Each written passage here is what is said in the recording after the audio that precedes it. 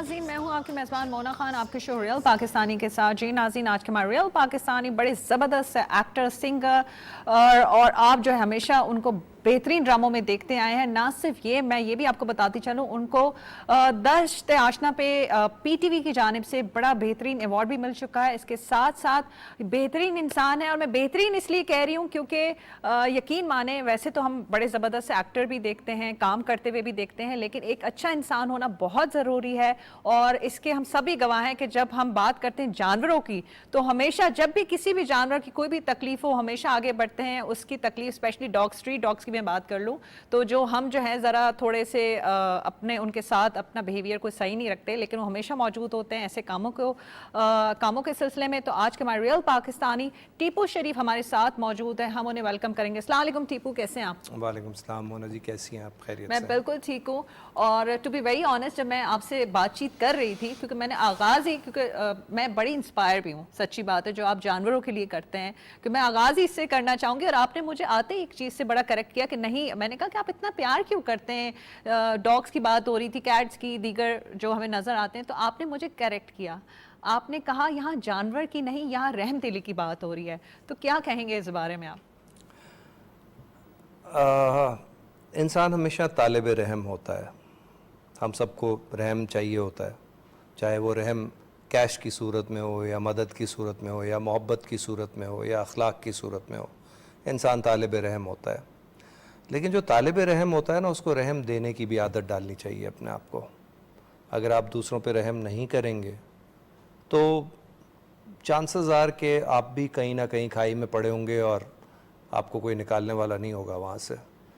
तो इसलिए बेहतर होता है कि इंसान अपने अंदर ये रविश पैदा करे कि वो रहम करे दूसरों पे। अच्छा, to be very honest Tipu, जब हम एक्टर की बात करते हैं, जो एक्टिंग करते हैं, थोड़ा सा लोगों में एक हमारी आवाम की एक सोच है कि थोड़े से अपने एक मिजाज में रहते हैं, कहाँ होगा, कहाँ टाइम मिलेगा, कहाँ वो जो है एक कंफर्ट जोन से निकलेंगे। एक वो होता है ना, माहौल होता है, इसी से निकलना, चीज़ें करना।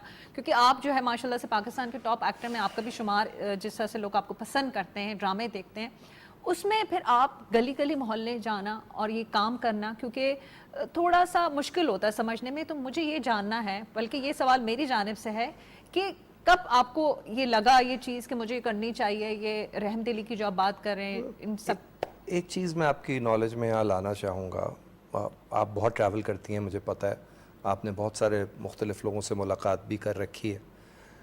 जो एक्टर तबका होता है ना, सेलिब्रिटी तबका, ये पाकिस्तान में ज़्यादा एटीट्यूड में रहता है। बाहर के ममालिक में, तुर्किये में, अमेरिका में, इंडिया में, वहाँ पर बहुत सारे सेलिब्रिटीज़ बहुत सारे बड़े बड़े काम कर रहे हैं। हमारे यहाँ ये रट है, रट अंग्रेज़ी वाली रट, कि जी हम बस अपना मफाद देखेंगे, अपना फ़ायदा देखेंगे। ये 2013 की बात है, मैं शूटिंग करने गया लाहौर।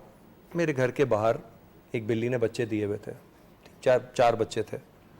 फरवरी का टाइम था, सर्दियाँ थीं, माँ उनको दूध पिलाती थी, हम भी दूध डाल देते थे, बाहर पानी का प्याला रख देते थे। फ्लैट वाले इस पे कोई बहुत ज़्यादा एक्साइटेड नहीं थे, और मुझे जानवरों से कोई फ़र्क नहीं पड़ता था। मतलब ना मैं उन्हें कुछ कहता था, ना मुझे उनके होने ना होने से कोई फ़र्क नहीं पड़ता। ये 2013 की बात है। 13 की बात है। मैं फरवरी में वापस आया, जनवरी में शूट करके इस्लामाबाद से सीरियल की, लाहौर इस्लामाबाद की प्रोडक्शन थी, मिकाल वगैरह बहुत सारे लोग थे उसमें, बाबर भाई भी थे, बाबर अली। एनीवे, वापस में आया तो मुझे पता चला वो बिल्ली और उसके बच्चे गायब। तो मैंने पूछा चौकीदार से, बिल्ली किधर गई? चारों बच्चे मतलब एक हफ्ते में कहाँ गए? कहता है वो फिकवा दिए बिल्डिंग वालों ने। मैंने कहा फिकवा दिए मतलब क्या, जिंदा चीज़ आपने फेंक दी उठा के? कहते हैं हाँ, वो किसी के घर के बाहर बैठे हुए तो उन्होंने कहा यहाँ से इनको उठा के कहीं फेंक दो, ये बिल्डिंग में नज़र ना आए। मैं ज़रा जलाली तबीयत का आदमी हूँ, और बहुत ईजीली मैं मीटर घूम जाता है मेरा। मैं इस मामले में शोबिज़ में नोटोरियस भी हूँ, इसलिए मैं कम काम करता हूँ। तो मैंने कहा अभी वापस लेके आओ या मुझे बताओ किधर है। मैं एयरपोर्ट से आया, उतरा, सीधा अपनी गाड़ी में बैठा और मार्केट चला गया जहाँ पे वो बंदा उनको फेंक या रख या छोड़ के आया था। वहाँ पे मुझे उनमें से 2 मिल गए, 2 बच्चे। माँ मुझे बिल्कुल नहीं मिली और 2 बच्चे और नहीं मिले। मैं वो लेके आ गया, और वो फिर मैंने वहीं सीढ़ी पे और अपने घर के अंदर बड़े किए, और उनकी लिनिएज अभी तक मेरे पास मौजूद है, यानी उनकी औलाद मेरे पास अभी भी मौजूद है।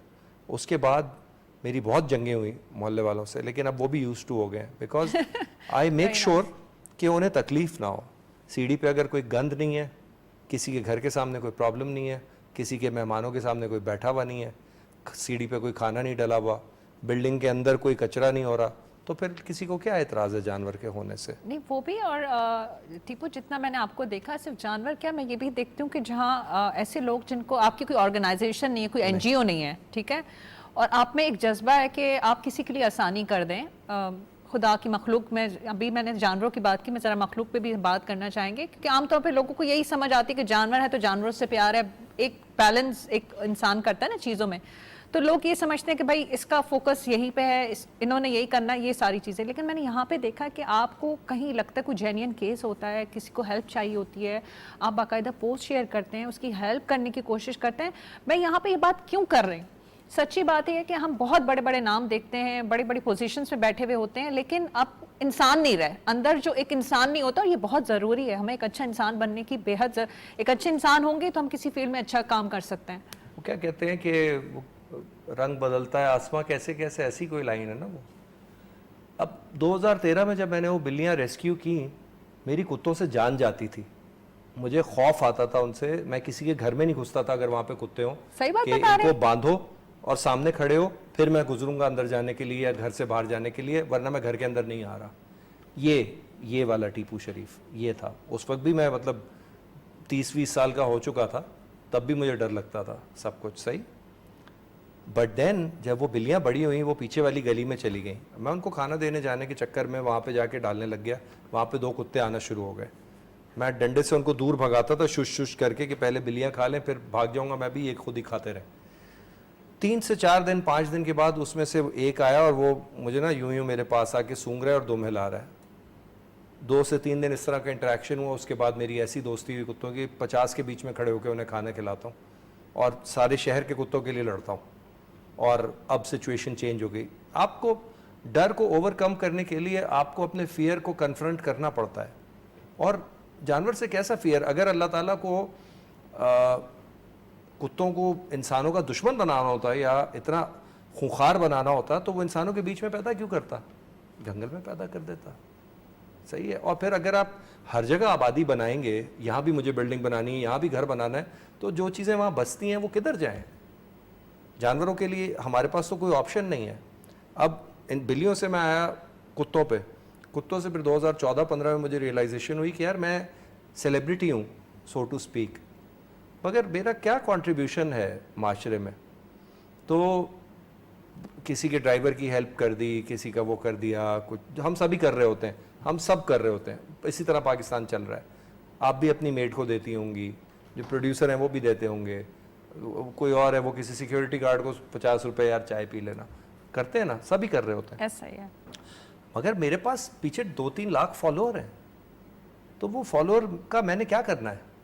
तो मैंने सोचा कि मैं एनालाइज करता हूँ, प्रोसेस करता हूँ, मालूम करता हूँ कि जो मेरे सामने बंदा आया है या खातून आई हैं, कोई मसला लेके आई हैं, क्या वो सिंसियर है, असली है, क्या मैं कर सकता हूँ? शुरू में मैं अपनी ज़ात से करता था, लेकिन मेरी ज़ात तो लिमिटेड है, तो फिर मैंने अपने सोशल मीडिया प्लेटफॉर्म्स को यूज़ करना शुरू किया। तो हेल्प आती है, लोग करते हैं क्या? अल्हम्दुलिल्लाह 90 to 95% केसेस सॉल्व हो जाते हैं।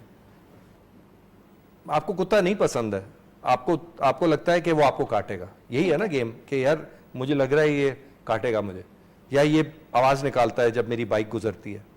आप आराम से चले जाएं, आपको भूम करके ज़रूरी सामने से जाना है। 90% केसेस में आप साउंड कम कर देंगे बाइक का, आप आराम से चले जाएंगे, कुत्ता नहीं हिलेगा वहाँ से अपनी जगह से। फिर गाड़ी के नीचे वो धूप में बैठा हुआ है, निकल निकल निकल निकल यहाँ से, ऐसा ही होता, आप सही कह रहे हैं। निकल निकल निकल यहाँ से, या पत्थर नीचे से, लग भी क्या सकता है। रिएक्शन देगा जानवर? यार उसको पेन नहीं होती होगी आपके ख्याल में? सही है। फिर वो उस धूप में इधर उधर जा रहा है, तो वो उसको धूप सर पे लग रही है, वो यूं करते जा रहा है, ये पागल हो गया। कोई चीज नहीं होती पागल कुत्ता, पागल कुत्ता जैसी कोई चीज नहीं होती, ये कोई कॉन्सेप्ट नहीं है। ये जाहिलों ने जाहिलों को बताया, जाहिल जाहिलों को आगे बता रहे मैं हैं। आपकी बात में एक ऐड करना चाहूंगी, क्योंकि इस शो के तवज्जो मैंने 1100 कुत्ते संभाले आज तक, पागल कुत्ता नामी कोई चीज नहीं होती। और वो उसमें से किसी ने आपको उसमें से नुकसान नहीं 1000 जो है वो पहुंचाया। पाकिस्तानी कोई गली के नुकसान कुत्ते नहीं हैं। पहुंचाया आपको। कभी भी नहीं, आपके सामने बैठा हूँ, खेल कूद में कभी हल्का सा नाखून ऐसे यूं हाथ से खेलते हुए कुछ छिल विल गया हो या कुछ हुआ, बिल्लियां पंजे मार देती हैं, कभी दांत भी लग गया होगा कुत्ते का। मगर हमारे यहाँ जो मिस इन्फॉर्मेशन फैला, एक तो हम जाहिल हैं, ऊपर से हम मिस इन्फॉर्म्ड हैं, मतलब पहली इन्फॉर्मेशन है नहीं और जो आ रही है वो गलत आ रही है। फिर हमें पढ़ने का कोई शौक है नहीं, ना हम किताब पढ़ते हैं ना कुछ करते हैं। हमारे लिए हमारा सबसे बड़ा उस्ताद वीलॉगर है। सही ये कह रहे फोन में हैं, जो सही मेरे कह रहे हैं। वीडियो आ गई वो सबसे ज्यादा जानता है दुनिया में। और अभी मैं डॉग्स वाली बात इसलिए भी कहना चाह रही थी क्योंकि मैंने खुद देखा, जब मैं रनिंग करती हूँ तो जितनी स्पीड से गाड़ियां जाती हैं ना, तो मैंने एक डॉग को देखा था जो गाड़ी उस पर चढ़ के गई हुई थी, तो मुझे बड़ा दुख भी हुआ। मैंने कहा कि गाड़ी चलानी तो स्पीड पे जरा कंट्रोल करें ना, वो तो जानवर है, उसे क्या पता। तो हम ये छोटी छोटी चीजें कर सकते हैं, ठीक कर सकते हैं, और उसमें हमें आप जैसे लोगों की, आप जैसे रियल पाकिस्तानी मैं की जरूरत है। दो तीन आसान चीजें बता देता हूँ। एक तो ये कि बिल्ली और उसके बच्चों को आप मत उठा के कहीं फेंका करें, वो थोड़े दिन में खुद ही वहाँ से चले जाते हैं, सही है। दूसरी बात, आप अगर छोटे बच्चों को और बिल्ली को कहीं छोड़ के आएंगे तो चांसेस हैं कि बिल्ली वहाँ से चली जाएगी, वो बच्चे वैसे ही भूख से मर जाएंगे, क्योंकि वो एक जगह पे नहीं रुकती, बच्चों को कुछ समझ नहीं आती कि क्या हो रहा है, सही है। जहर दे के मारना एक क्राइम है, लॉफुली पाकिस्तान के कानून में एक जुर्म है। आप दे रहे हैं जहर, लेकिन आप जुर्म कर रहे हैं। अखलाकी पस्ती के तो आप वैसे ही वो हो गए हैं, क्या कहते हैं, वो तो है ही आपके अंदर, लेकिन आप एक क्राइम भी कर रहे हैं। दूसरा, आप जुल्म कर रहे हैं एक चीज़ पे।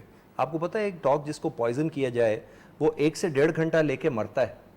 उसके ऑर्गन्स की हेमरेजिंग होती है, यानी नसें अंदर शरियाने फटते हैं, खून अंदर निकलना शुरू होता है, बॉडी से फ्लूइड्स निकलते हैं, वो शदीद तकलीफ में होता है और उसके बाद मर जाता है। ये एक ऐसे जानवर के साथ जो यार शायद मुझे काट लेगा, तो शायद मुझे काट लेगा पे तो मुझे तो लगता है कि यार हर बंदा जो सड़क पे रात को 2 बंदे बाइक पे जा रहे हैं वो मुझे लूट लेंगे, तो मैं उनको पिस्टल से शूट कर दिया करूं। इस हिसाब से मुझे लगता है ये मेरा मोबाइल छीनने आ रहे हैं। गलत है ना, गलत पे गलत, गलत गलत पे गलत, गलत गलत पे गलत, गलत। हम गलत ट्रैक पे हैं और हम रियलाइज नहीं कर रहे हैं। और जो हमारे इन्फ्लुएंशियल लोग हैं, जो वैल्यू रखते हैं माशरे में या जिनको आला मकाम पे फाइज किया जाता है, वो इंटरेस्टेड ही नहीं है कि वो अपनी पोजीशन को इस कौम को बेहतर करने के लिए इस्तेमाल करें। उनको करना पड़ेगा। अगर मैं चंद हज़ार की फॉलोइंग के साथ कुछ कर सकता हूं तो माहिरा खान या फवाद खान या हुमायूं भाई या ये लोग ये क्या कुछ नहीं कर सकते होंगे अगर करना चाहें। मतलब it is their responsibility, they are my peers, my colleagues, कुछ मेरे सीनियर हैं, कुछ मेरे साथी हैं। ये उनकी जिम्मेदारी है कि वो इस कौम के अगर आइडल्स हैं, स्क्रीन आइडल्स हैं या जो भी हैं, किसी भी फील्ड के, बाबर आजम साहब हैं, जो भी हैं, कुछ तो जिम्मेदारी लो यार।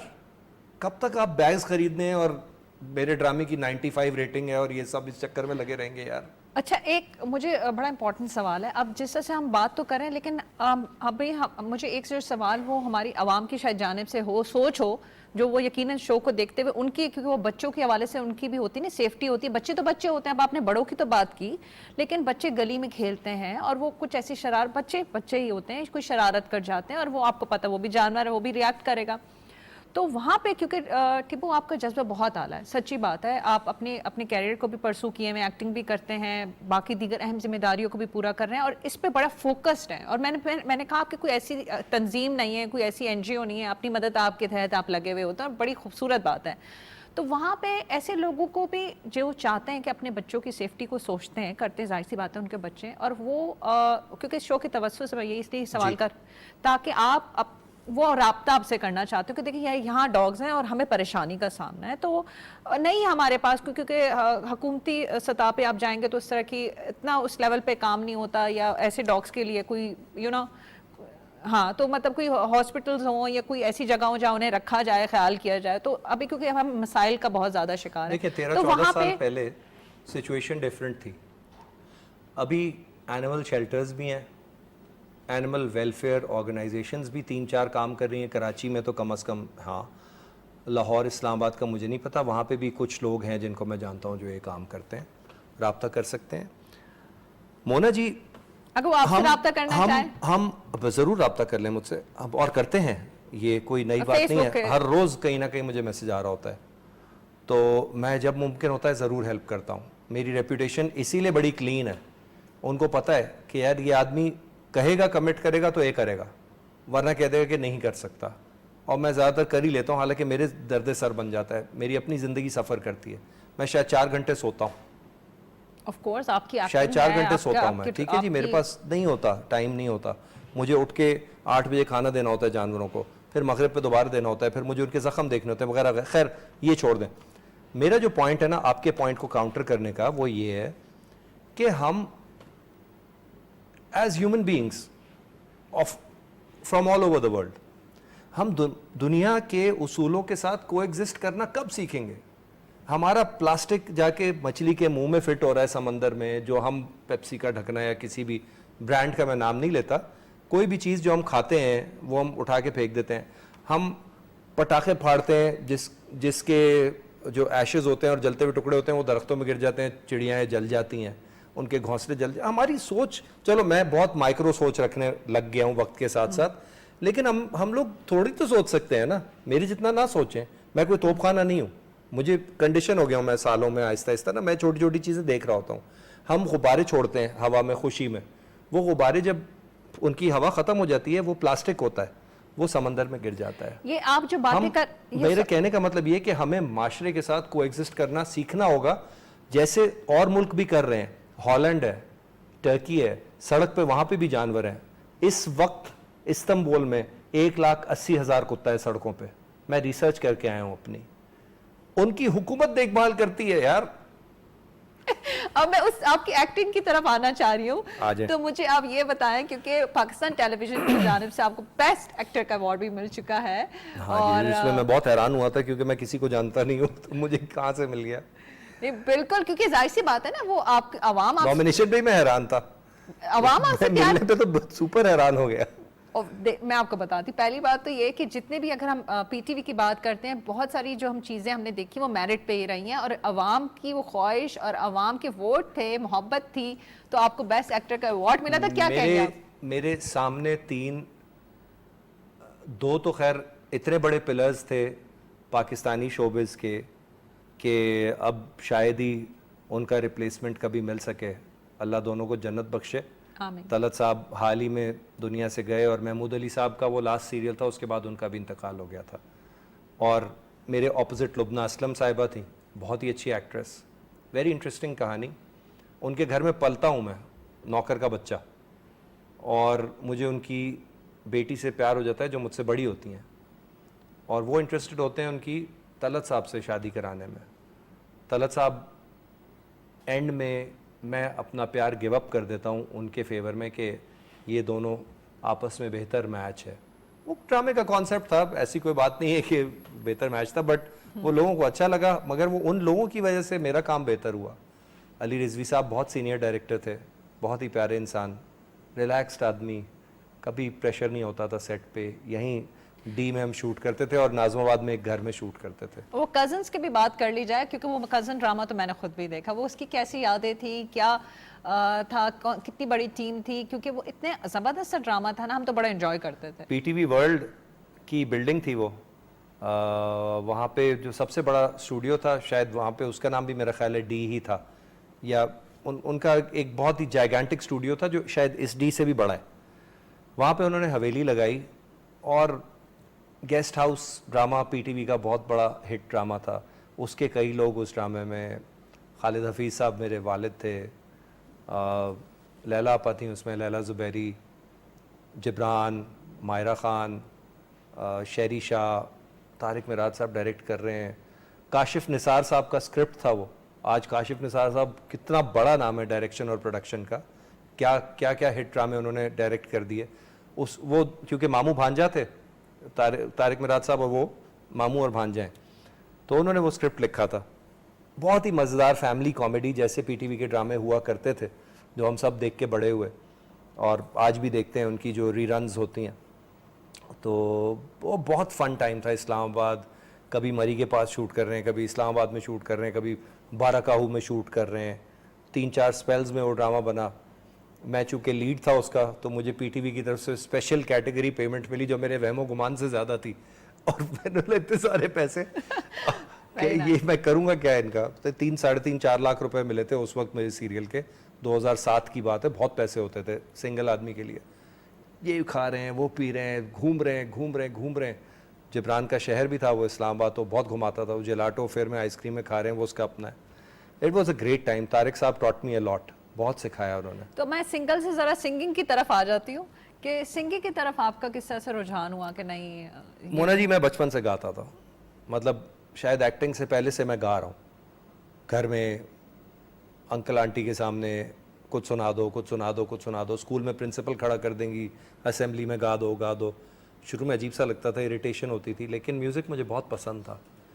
2009 में मैं एक सिंगिंग कंपटीशन होस्ट कर रहा था एक प्राइवेट चैनल का, तो उसमें मैंने देखा सिंगर्स को गाते हुए। मैंने कहा यार, इनमें से 2-3 के जैसा तो मैं भी गा लेता हूँ, तो मैं ट्राई क्यों ना करूँ। और मैंने सुना के बड़े जो सिंगर्स होते हैं, आतिफ असलम साहब और अली ज़फ़र उस वक्त भी थे और आज भी हैं माशाल्लाह, और राहत साहब, ये बहुत सारे पैसे कमाते हैं एक रात के। तो मैंने कहा मैं एक्टिंग को भाड़ में डालूंगा, क्योंकि ये 12-12, 13-13 घंटे काम कराते हैं ऐसा ही होता और पैसा देके जाते हैं इतना सा। तो और वो सिंगिंग में आप जाते हैं तो आपको पेमेंट पहले मिलती है और बहुत ज़्यादा मिलती है, मतलब डिपेंडिंग ऑन आप किस मकाम पे फाइज हैं। तो इस चक्कर में मैं गया। फिर मैंने एक्टिंग को 1-1.5 साल के लिए टाटा भी किया। मैं लाहौर में अपना म्यूज़िक बनाता रहा, लेकिन फिर मैंने रियलाइज़ किया कि दोनों चीज़ें साइमल्टेनियसली चल सकती हैं, और एक्टिंग का एक अपना मज़ा है अगर आप अपने मतलब के लोगों में काम कर रहे हो। आपके फैंस आपको मिस करते हैं, क्योंकि मुझे बार बार पीछे से फरमाइश आ रही है सिंगिंग की। मैं आजकल मिली नगमे बहुत ज़्यादा सुन रहा हूँ, बल्कि आप समझे कि 2 बना भी रहा हूँ मैं। अच्छा, वही ना। क्योंकि अब हम बनाते ही नहीं है मिली नगमे, हमें कोई प्राइड ही नहीं है अपने मुल्क पे। तो क्यों नहीं है यार, ये तो हमारी अपने मसाइल है ना, बिल्कुल ऐसा ही है। इसमें मुल्क का क्या कसूर है। बिल्कुल, आप बिल्कुल ये मसाइल तो हमारे हैं, हमारे अपने साइकोलॉजिकल प्रॉब्लम्स हैं जो हम सामने लेके आ रहे हैं। एनीवे, इस ज़मीं की मिट्टी में खून है शहीदों का, अर्ज़ पाक मरकज़ है कौम की उम्मीदों का, नज़्म ज़ब्त को अपना मीर कारवां जानो, वक्त के अंधेरों में अपना आप पहचानो, ये वतन तुम्हारा है, तुम हो पास इसके, ये चमन तुम्हारा है, तुम हो नगमगा इसके। तो भाई ये हीरो जो है ना, वेरी नाइस, और लीडर जो है, और जिंदगी बेहतर फलाना वजीर आजम करेगा या फलाने बड़े साहब करेंगे, ये नहीं है। ये जिंदगी आप ही खुद बेहतर करेंगे। तो मैं चाहूंगी and every human being is special. हर पाकिस्तानी, हर इंसान के अंदर अल्लाह ने कोई खास चीज डाली है, आपको वो ढूंढनी है। ये आप पे फर्ज है कि आप ढूंढें। बिल्कुल, क्योंकि ये एक मैसेज भी है, और मैं इसी बात से आगे भी अपना एक्स्ट्रा भी करना चाहूँगी। बहुत शुक्रिया टीपू, क्योंकि इस शो को करने का मकसद ही यही है। मैं बात हम कर रहे थे कि अच्छे इंसान बनना बेहद ज़रूरी है, चाहे आप किसी भी फील्ड में चले जाएं, कुछ भी बन जाए लाइफ में। बिल्कुल जुल्म ना करें, जुल्म नहीं करना चाहिए, मुमकिन हो अपने आप को कंट्रोल में रखें, रहम भले ना करें, जुल्म ना करें। बिल्कुल, मैं इसी बात को आगे कंटिन्यू करती हूँ जी नाज़रीन। और ये हमारे रियल पाकिस्तानी टीपू शरीफ हमारे साथ हैं। उन्होंने कितनी प्यारी बात की है कि रहम दिली जो है बड़ी ज़रूरी है। कोई भी इंसान हो, और चाहे वो जानवर हो, इंसान हो, अपने बर्ताव को, अपने सलूक को अच्छा रखें।